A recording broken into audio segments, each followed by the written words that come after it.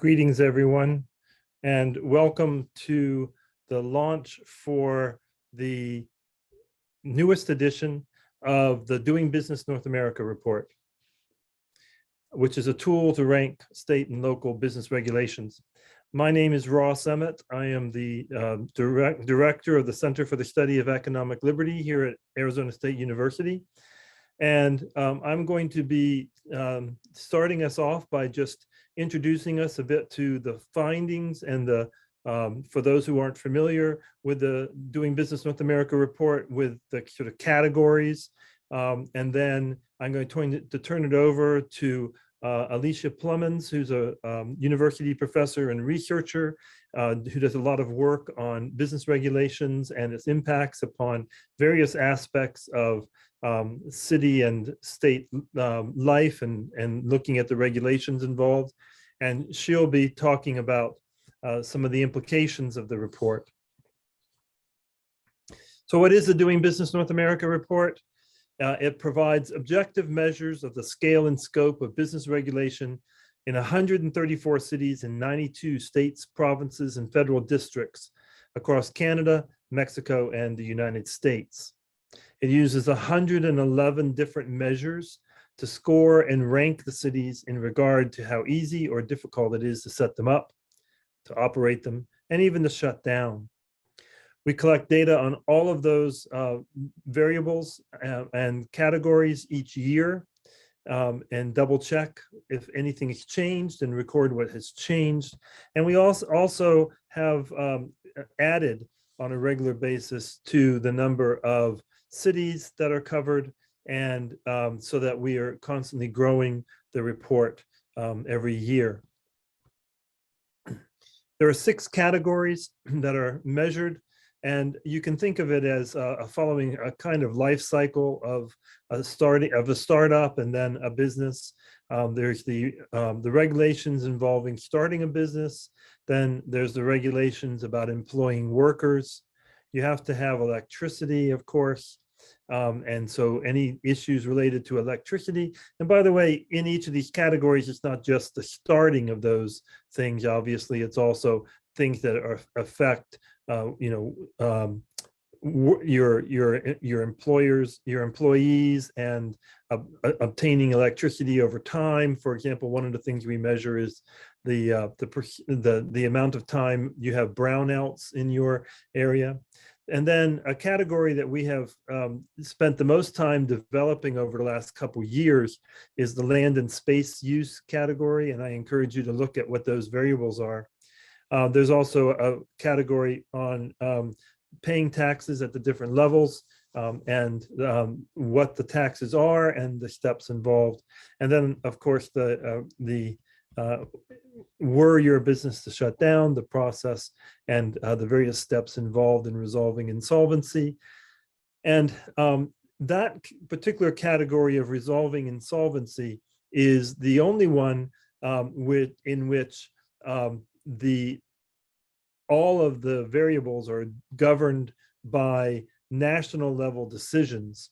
And so in that category, you will see that all the cities in the same country have the same ranking, because there's 3 countries, and in terms of the category, in terms of the rankings of the Doing Business North America project, the United States is ranked number 1, Canada is ranked number 2, and Mexico is ranked number 3. And those are ranked on the basis of the federal guidelines for each of those countries. So in the rankings, you'll see that all the countries and all the cities in the same country have the same ranking. We combine those scores and produce an overall score. The score is put onto a 100-point scale. So the score is out of 100, and here are the top US cities, the top 5 US cities for the 2021 report. And so you see Colorado Springs ranks number 1 with a score of 78. So you need to think of that 78 as 78 but if you were number one in every single category, you would be at 100. So it's a distance to a frontier, and then everyone comes below that. Everybody below the 78 is ranked further down. So you might be interested in some of those. Durham is actually a new city. So one of the newest cities in the report leapt all the way up to number 2. And then if we look at the bottom 5 cities for the US, and again, I'll just point out that the rankings on the left are rankings relative to the entire sample of cities that we're using, including Canada, including Mexico. And so Charleston, which is the lowest ranked US city at 49, almost 49 and a half points for a score, those cities, some of those bottom cities rank lower than cities in some of the other countries. The top 5 Canadian cities, intriguingly, St. John's, Newfoundland is number 1 for Canada. There's a couple categories that put it there. Edmonton, Vancouver, Winnipeg, and Calgary, Edmonton, Winnipeg, and Calgary are all prairie cities. Vancouver, of course, on the West Coast.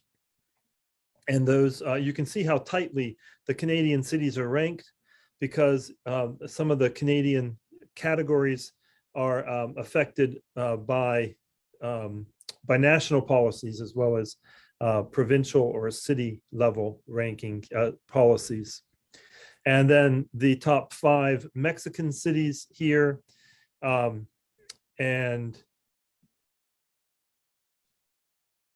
those, the Mexican city rankings are all fairly tightly packed together, although there are now, in the 3rd edition of this report now, we have several US and Canadian cities which rank below some of the Mexican cities.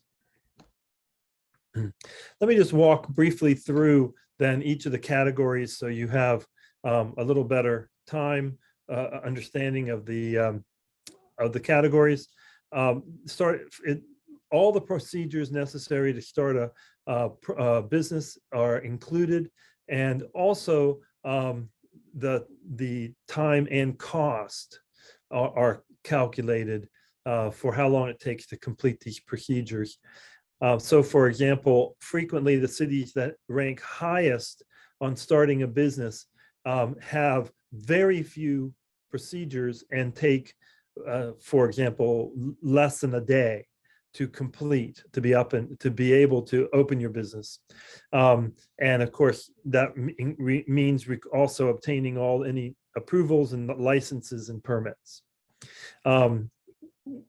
Employing workers, the variables there are all related to the flexibility and regulation of employing workers, including hiring, working hours, laying off workers, and paid leave.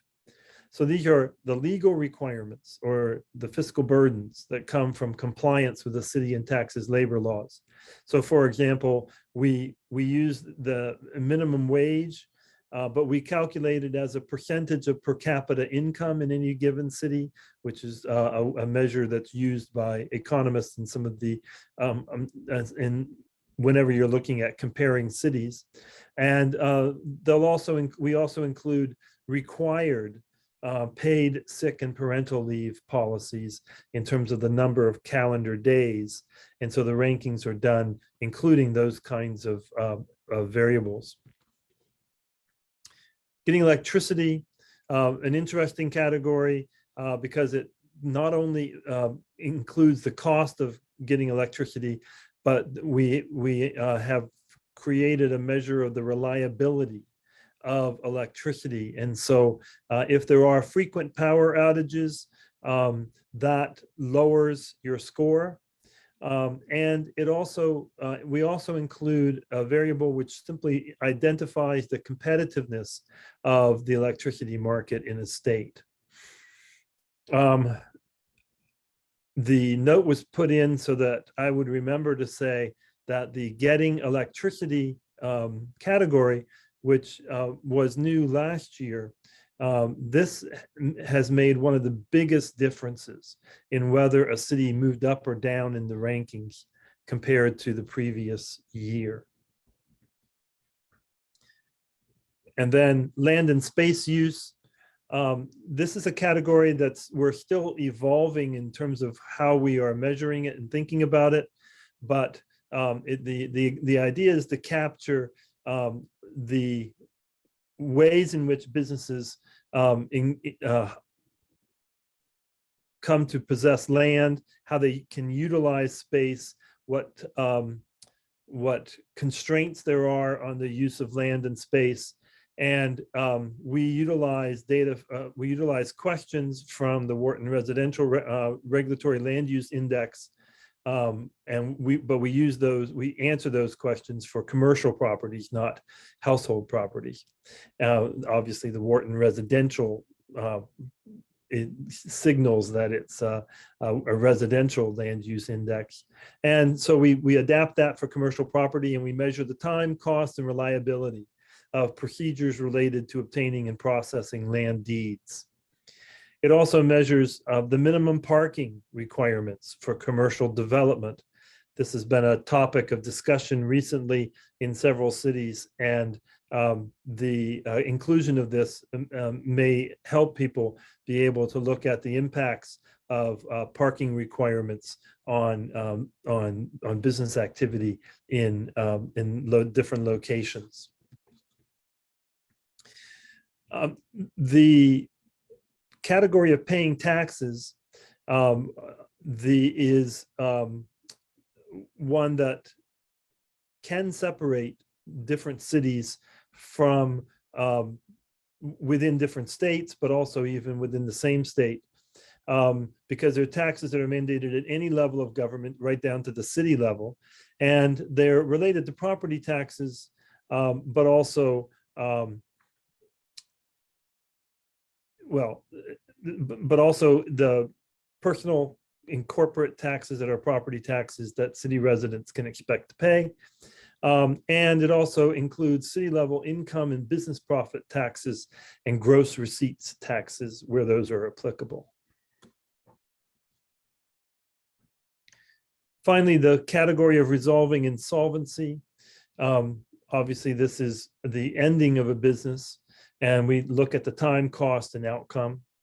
And it turns out that in North America, all three countries, Canada, the US, and Mexico, have national level governance of insolvency issues. And so there's really only one score for the whole country. And so it turns out that the US is ranked first, Canada second, Mexico third. And so all the countries, all the cities in any country are given given the same score. And so that's an introduction. When we get to question and answer time, if you want to ask questions about the details of the report, feel free to include questions in the chat. I'm happy to turn the floor over to Alica Plemmons, and she will be talking about some of the research possibilities that come out of this report. And I'm going to stop sharing my screen so that Alica can share hers. Hi everyone, nice to meet you. My name's Alica Plemmons. I'm from Southern Illinois University, Edwardsville, and I'm really excited to talk with you all today. So I'll just go ahead and start screen sharing. So I became interested in the DBNA right about the time where it started. I thought that this was a fantastic data set. I was extremely interested in what could be done with it. So far, I've done a few studies that look at migration of how it kind of affects the movement of people in between different cities. I've looked at how it relates to occupational licensing laws at the local level. But today I kind of wanted to talk to you about a new idea or a new direction I'm trying to go towards. And that's looking at minority business ownership, because I think that that's something at the local level we really haven't talked about. We've talked about state level policies, but not what cities can do or how cities can adjust their regulatory burden to encourage minority business ownership. Okay, so I'll just go ahead and jump right into it. First off, I'm sorry ahead of time for the forced perspective I'm giving you here. I work on spatial data a lot, so I already have it mapped to kind of the curvature of the Earth. But I do want to point out one very special thing that I feel that Ross isn't playing up enough about this data set, and that's how unique and representative it is in different cities. Not only does every state seem to have some amount of representation, you most of the time have 2 or 3 or sometimes even 4 cities within the same state that you can compare. We have a really special attributes where we have a lot of border cities. So cities that might be very, very close to the border, or 2 cities that are located nearby each other that share the same commuters, share the same companies, but they might be slightly different in the way that they conduct policy. And this is going to give us so much ability as researchers to finally be able to jump into understanding some of the nuances of local public governance when it comes to how businesses are able to prosper that we haven't been able to do before. Many of the other local level measures tend to focus on more personal related regulations, so how it affects an individual, but not necessarily the business. So it's going to be very, very nice to have this data set as it continues forward over years and be able to continue to compare cities. Now, I also want to point out the fact that there is huge representation in Mexico and also Canada, and that's something that many other local level data sets just have not included. We've never been able to really look across not only the state borders, but the country borders to see what's happening in other countries and how policies might differ there. So I think that this is a beautiful piece about the Doing Business North America data set that's really almost understated, right? Because it allows for the comparison of this local level regulatory stringency in 3 different countries. And it sounds like maybe soon to be even more moving forward. So the data, and I'm not going to go too deep into this because Ross has already discussed it, but it includes a lot of composite and subcomponent measures of the ease of doing business. This includes things related to how to start a business, employing workers, getting electricity, paying taxes, and the land and space use. Within these subcomponents, and I'm going to talk about a few of them that were particularly interesting to trying to explain minority business ownership in some areas, but some things that are included are, for example, local and state corporate tax rates, the minimum wage within a city, as well as the minimum wage within a state, so you can see if there's differences there, which I thought was really insightful into seeing how a city might differ from the surrounding area around it. So currently available, this data is for 2019, 2020, and 2021. Editions have come out, which look at the year previous to them. And it sounds like they're going to continue on an annual basis, which I'm very excited about because I think this just provides a very interesting and unique perspective on regulations. So what I'm going to be talking to you about relates to US data. US data is slightly easier for me to get, and I have a lot of information about minority business ownership here in the US. But I would like to challenge people on the call today to consider doing similar studies from Mexico and Canada, because now there is that local level information. And if you have access to information about what minority business ownership looks like in these areas, everything that I'm presenting today is very replicable, and you'd be able to make those comparisons in between cities and in 2 other wonderful countries, and it could be a starting point to a great research project. So I just want to challenge, as you're listening to this, consider maybe doing your own studies or ways that this data can be used, because it's fascinating data. So why am I interested in minority business ownership, first off? Well, according to the annual business survey, minority and business ownership has been growing rapidly in the United States. We have about 1 million firms in the US that are minority owned out of about 17 million, give or take. But there's a lot of sector specific growth. For Hispanic populations, they have a large presence in construction, owning 15.6% of the firms in the United States in construction. Likewise, there's a large Hispanic owned presence in accommodation and food services, as well as professional, scientific, and technology services of almost 10% of firms. There's also large amounts of Asian-owned businesses, which are the largest in accommodation and food service sectors, which account for almost 1/4 of the available businesses. Then Black and African-American owned actually have own large amounts of healthcare and social services firms. And then when we start talking about even more minute categories beyond that, American Indian and Alaskan Natives own 24,000 plus businesses in the United States, another 6,600 owned by Native Hawaiian people. And this is so fascinating because I want to know why some businesses are successful and how we can encourage minority entrepreneurship and minority business ownership. Now, I am going to give a caveat. All the data that I'm going to talk about today on minority business ownership does not include the pandemic. They have not released pandemic studies yet, and they're not expected to from any government agency until 2022. So most of this data is going to relate to right before the pandemic started. Okay. So we know that there's a lot of benefits to minority entrepreneurship. Minority business entrepreneur or minority ownership of firms has been associated with more opportunities within at-risk communities.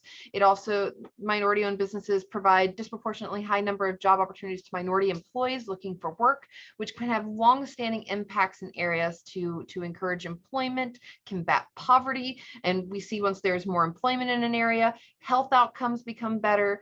You start to have more active participation in policy making.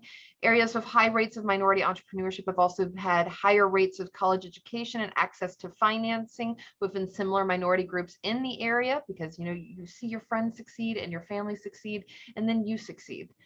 Companies with diversity within their ownership structures, so when there is a lot of diversity in the ownership and management of a firm, are much more likely to withstand economic downturns and have increased successful research and development campaigns. We know all this from a lot of economic data that's been happening. We've seen this in major journals, but no one's really talked about the motivations behind minority entrepreneurship at a really concrete and small level. So most of the time these studies are done either nationally when we're looking at different countries, or even sometimes we'll get state level information on entrepreneurship. I have a few state level papers myself, but this is one of the few opportunities with this data set we have to finally get into the nitty gritty of what's happening at the city level, because that's really where a lot of communities are built, are at this unique city level.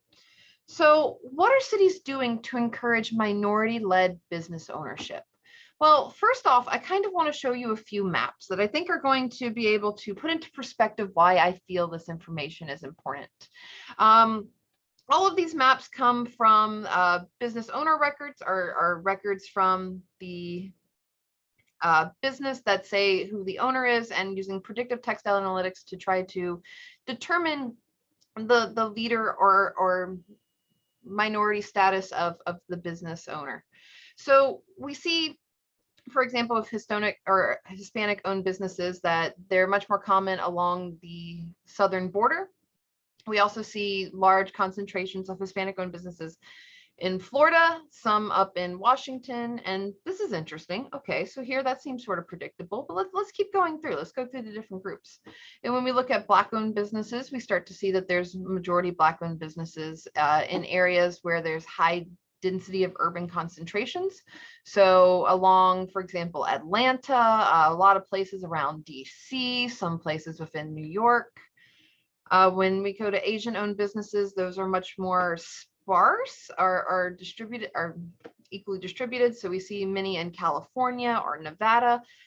And while we're looking at this, you're probably seeing a lot of light blue. Well, that's because there's actually low levels of minority-owned businesses in many states, especially related to, for example, white-owned businesses. Many states have a large proportion of white-owned businesses, but may not have much presence of minority-owned businesses, even when minority individuals are a larger percentage of the state population. So there's a disconnect in between the percentage of the state population and the percentage of the business owners within that state. I wanted to explain why this might be happening, or what this plan is, or what this disconnect is. So here's kind of the plan. I wanted to develop or understand how the regulatory environment might matter for minority business development. Is there something that we can put our finger on when it comes to the ease of doing business, where we can say, okay, all right, if we seem to adjust this law, or we might relax this barrier, we might see more minority business entrepreneurship. Okay, all right, wonderful. Well, then we need information about what's happening at these cities. Obviously, I used the DBNA because, there's a new cool release today that I hope all of you go out and explore, because it's a super neat and interesting data set. For each of the categories, there's both a score and a ranking for each city. The rankings have you going from 1 through however many cities you have in that dedicated year. The score is a score between 1 and 100, oftentimes starting from about 40 to about 80. in their distribution. I would recommend going and checking it out. For the models that I'm going to be showing you, we're going to be using the score attribute. I also needed information on this pre-pandemic business ownership data. So where are minority business owners? How can I identify them and where are they located? So business registration records were collected through different sales lead companies that I partnered with. Now, this data is proprietary and not necessarily publicly available. It is for purchase, but I do want to let you know that I paired and quality checked all of this with historic surveys of minority business ownership that are provided through the US Census. So if you wanted to replicate any of these tables, or if you wanted to do your own studies on minority business ownership, there's going to be those surveys every 5 years through the US Census, and these are very comparable outcomes that we have in between the two data sets. So first off, I wanted to say that I just went ahead and ranked the proportion of minority-owned businesses within different cities. Very expected things happen in that case, right? Miami, Florida, by far has the most minority-owned businesses. That's not a surprise, followed by San Jose, California, San Antonio, Houston, Newark. And then at the very, very end, we see with the smallest proportion of minority-owned businesses are places like Lincoln, Nebraska, Fargo, North Dakota, Portland, Maine, Billings, and Sioux Falls, South Dakota. Now, what you might be noticing here is, well, Alicia, there's a much smaller minority population in areas like Nebraska or North Dakota or South Dakota. Doesn't that sort of explain these differences? And you're right, it totally does. These are the percentage changes, but let's see what happens when we start weighting these populations, or weighting the amount of minority business ownership relative to the minority population within that city. So I went and looked at each individual city, and then I ended up ranking them by comparing the prevalence of a minority group and the prevalence of the minority businesses. Was there a disconnect there or not? Places with really large representation of minority business ownership by the minority groups that are located within them are Miami, Florida, San Antonio, Texas, Arlington, Albuquerque, New Mexico, and Houston. They have a lot of representation when it comes to the business owners in their area, and being similar to the populations we have. While on the other end, we have some places that might have very, very high levels of minority populations. For example, Jackson, Mississippi is one of the most dense areas of minority residents in the Southeast. And yet it has one of the lowest representative rates of minority-owned businesses, along with Portland, Maine, Cleveland, Ohio, Cincinnati, Ohio, and Sioux Falls, South Dakota. So these are things that I'm kind of interested in. Why is this happening? And can some of this be explained through the differences in how these cities operate, or the regulations within these cities? If you're interested, I can always send you the slides. Feel free to snapshot it or anything else. I went ahead and ranked all the states because I mostly wanted to point out where Arizona is. So Phoenix, Tucson, a few other places are all in about the top third of the cities that I could match. So these are all cities that I had enough information on business owners that I could confidently say this is the percentage that we're seeing, and I was able to match that to previous census files. I obviously only looked at the United States, but I would love if someone could replicate this for Mexico or Canada using this data set. So we see that there's actually a lot of differences here, but some of this might start to look a little familiar to you. There are some places that tend to have a little bit higher ranking on the ease of doing business survey. And with that, let's actually talk about the Doing Business North America survey and the ease of doing business. So as you already know, the ease of doing business is a composite score that's made up of all the other categories. If you look at the distribution, the min is about a score of 33, and the max is a score of 78.04, which, if I'm not mistaken, should be Colorado Springs, which was the #1 easiest place to do business with this newest data release. So this ease of doing business score kind of looks at the ease of doing business overall, but there's so many interesting subcomponents to this. For example, starting a business, which I'm going to look at a few of these individual subcomponents, but that's made up of the number of procedures and the time and cost that it takes to be able to start this business. Employing workers has many different things in it, such as minimum wage policies, severance, maternity leave, paid sick leave.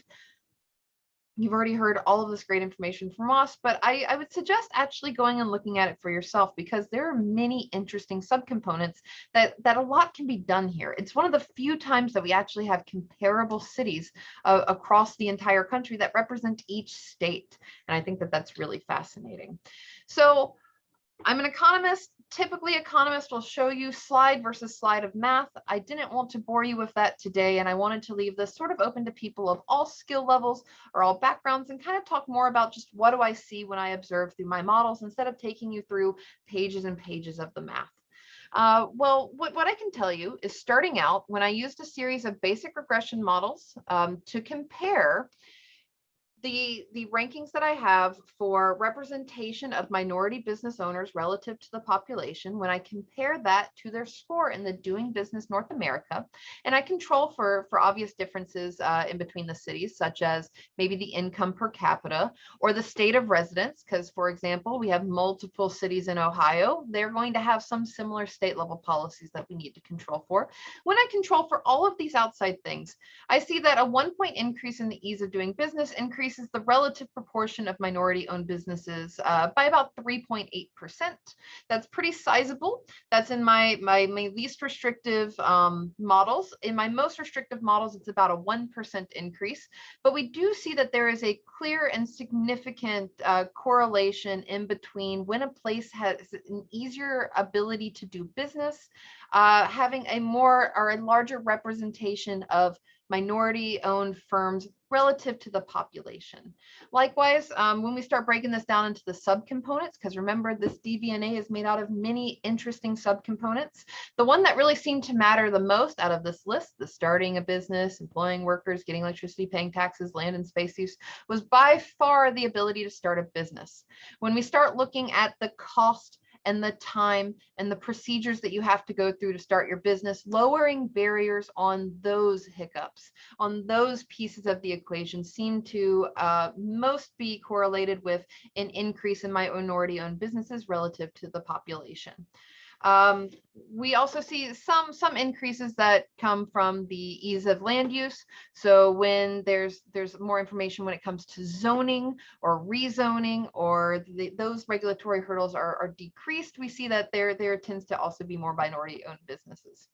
Now, things that didn't matter, and this might actually be more interesting than what did, was the fact that when I went through all of my different models, I could not find a significant relationship in between the proportion of minority business owners in the population for the ease of employing workers. Minimum wage didn't really seem to matter. Well, minimum wage does, but most of the things in this as well, such as severance or paid maternity leave or sick days, didn't seem to have much of an effect on the prevalence of minority business owners. Neither did getting electricity, which is actually pretty interesting since that was the main driver of why there were changes in the Doing Business North America with this most recent data release.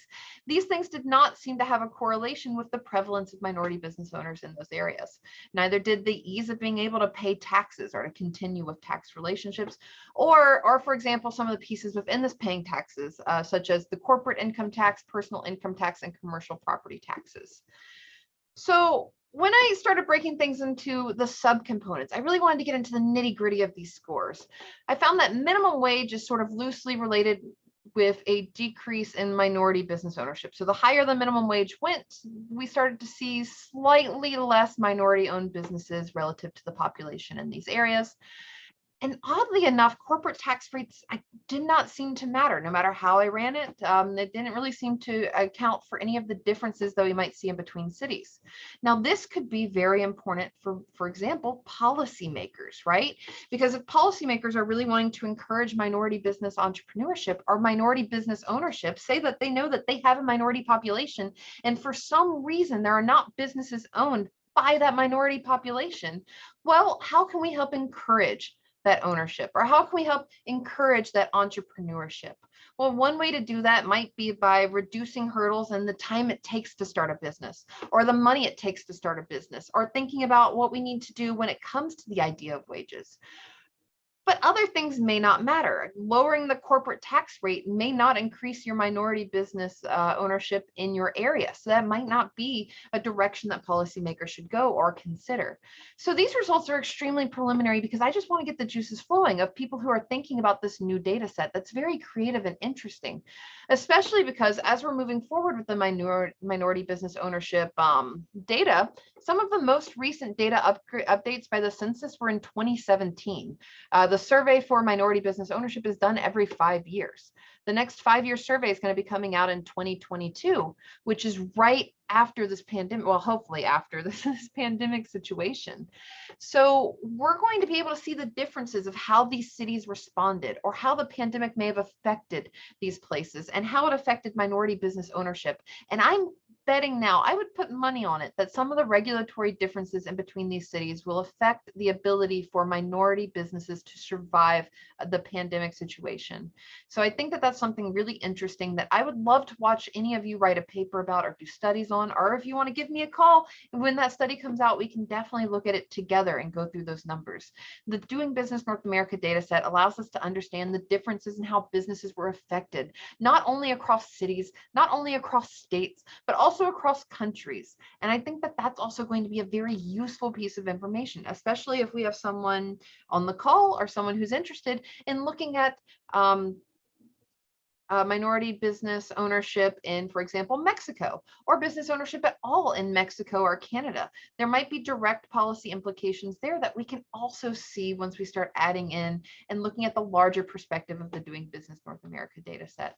So at the end of this, what I really want to say is that this is a unique and interesting data set. And I'm so excited that there's people on the call who also think it's neat and want to look at it, because there's so many possibilities and so many things that we can potentially do. Like I already said, I work on multiple things when it comes to migration or entrepreneurship or other things with the DBNA, but the possibilities are endless at this time, especially because some data sets, such as the economic freedom of North America, look more at the individual perspective. How does regulations affect the individual? But this is looking more at how does it affect the ability to do business, which I think is such a crucial and interesting piece of the policy discussion that is underrepresented in local level data and local level economic studies. So with that, I'm more than happy to take any questions if you want to put it in the Q&A. My name's Alica Plemmons. If you have any questions for me, please feel free to reach out, follow me on Twitter, send me an email, anything's fine. But Ross, with that, I guess I'm handing it back over to you. Thank you, Alicia. We'll be happy to field any questions. There was one that I should probably answer first, which was asked by Hakeem. And the question is, when we're gathering the data, what resources do we use? Well, we use a wide variety, but we utilize the data provided by cities and by states and by the national government. And we look in particular for, at this point, because we have already identified where the data sources are when we first set the DBNA up, we recorded where we were looking, and we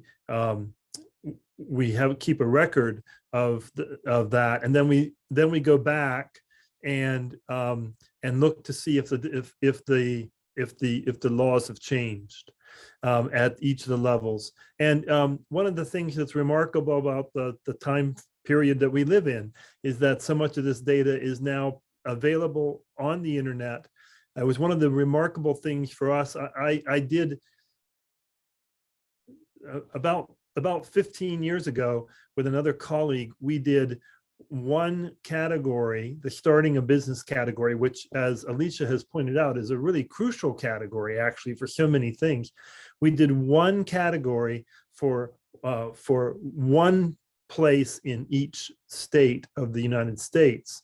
And we actually had students act like they were someone trying to start a business and find out the regulations in the kind of way that the World Bank used to do this with the World Bank's Doing Business report. But now that data is really easy to access via web crawlers and by people going and looking.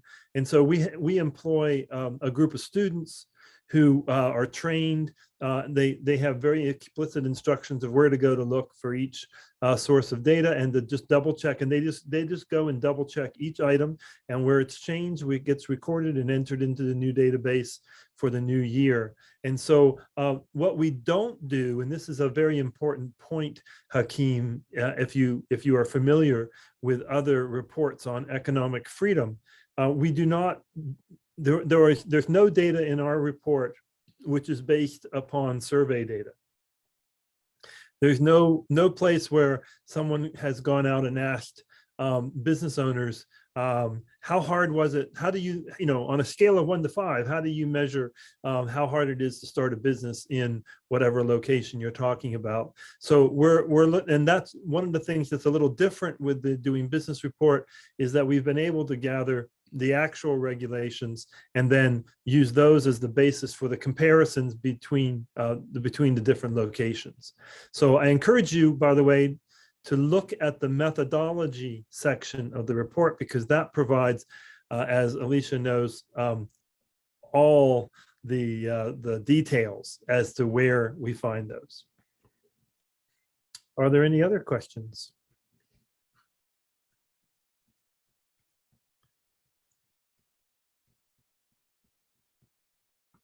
Alicia, I thought I'd ask you, I was really surprised. I mean, I wasn't surprised, but I was also surprised that that first category, starting a business, it has such an impact.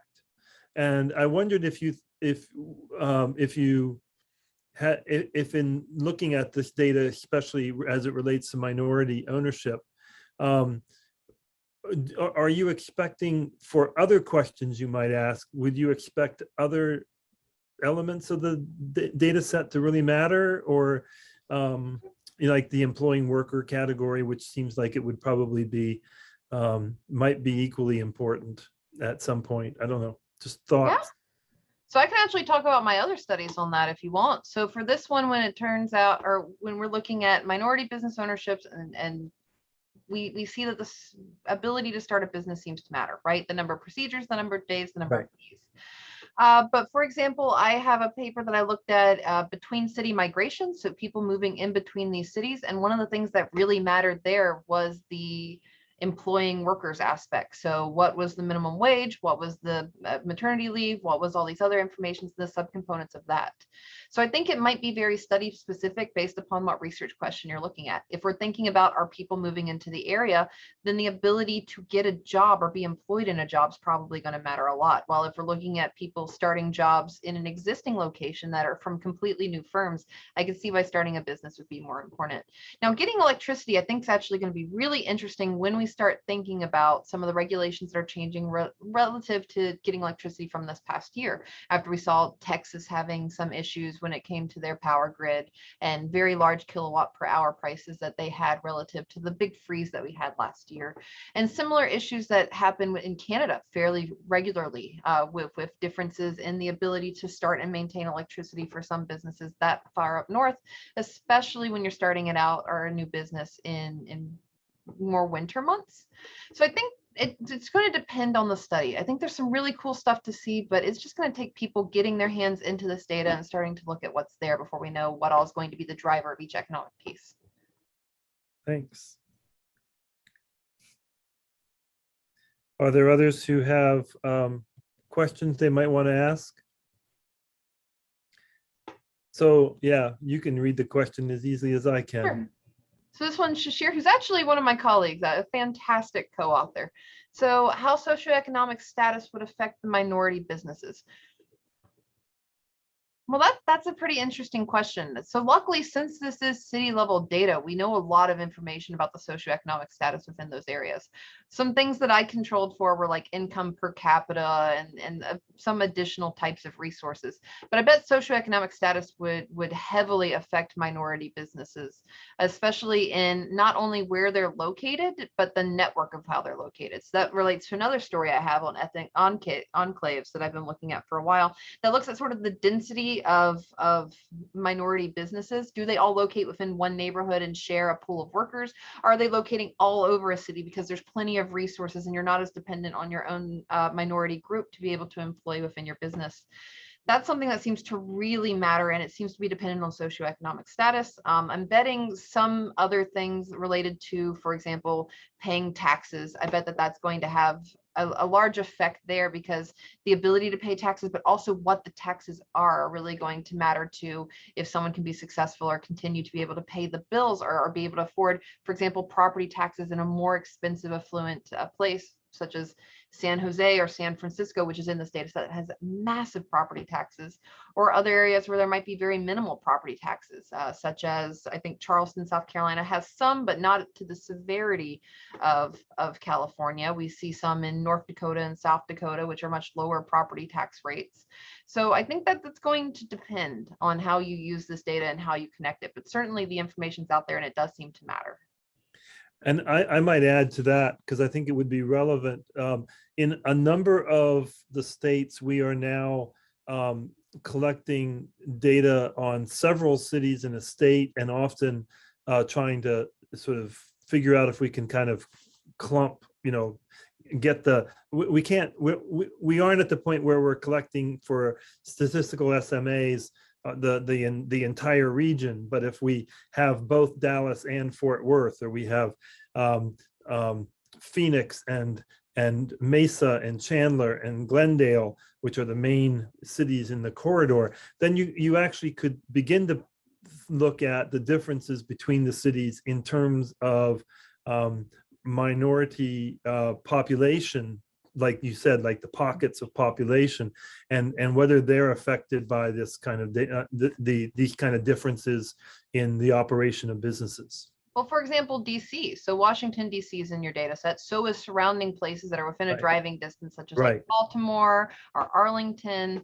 And Washington, DC actually has some of the highest concentration of minority populations in the United States. That means that there's a very comparable set of people with two other cities that are located within a short driving distance that often even share workers or share firms or commuters. So I think that'd be really interesting comparisons too. So you're seeing a few pockets like that in your data that seem to be coming up, where you have either two cities right across state lines, which I'm loving that. There's like 3 examples of this in the data so far, but also ones that are just within the same MSA. So we can conclude that there's a lot of similar socioeconomic status within it, but how are the policies differentiating it? Yeah. Does that answer Shashir's second question about how the data can be helpful? Yeah, I think so. Yeah. Thanks for the great question, Shashir. Well, I think we should then probably go ahead and wrap this up, given that we don't have any other questions. I want to thank our guest, Alicia, for not only providing a stimulating discussion, but also driving some questions for people to think about. And it's always good when the speaker sort of provides the questions that somebody's going to end up asking by kind of indirectly pointing towards new data. And we thank you for your interest in the launch of the 3rd edition of the Doing Business North America report. And as you can tell, there's a lot of possibilities for this data set, and not as it is right now, and as it will continue to expand as we move forward. And we look forward to, we are already collecting the data for the next edition, and have added a few cities. And we are looking forward to a launch a year from now of the 4th edition of the report. So thank you to all who joined us, and we appreciate yours being here.